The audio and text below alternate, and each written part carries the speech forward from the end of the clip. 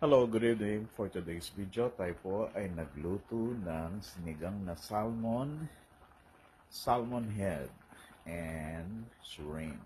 Ayan. Pinagsama na natin. So, ginitsa ko siya sa luya, bawang, at sibuyas. Tsaka kamatis. Para maganda yung kulay niya. Alright?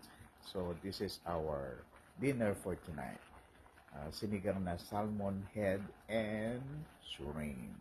Yan. So, yung gulay, nilagyan ko lang siya ng labanos.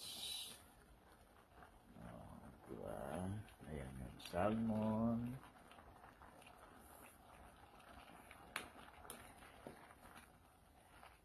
Ayan. Ayan, sarap.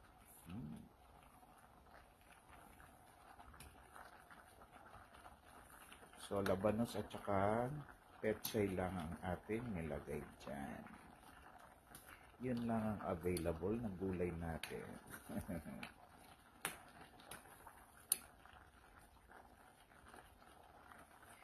So, luto na.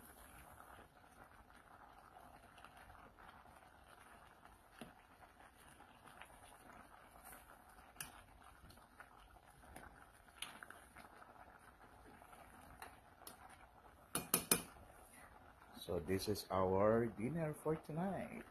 Ayan. Sinigang na salmon at saka shrimp. So, meron siyang labanos at saka pechay. Actually, yung labanos pwede naman lutuin na para medyo crunchy ka siya.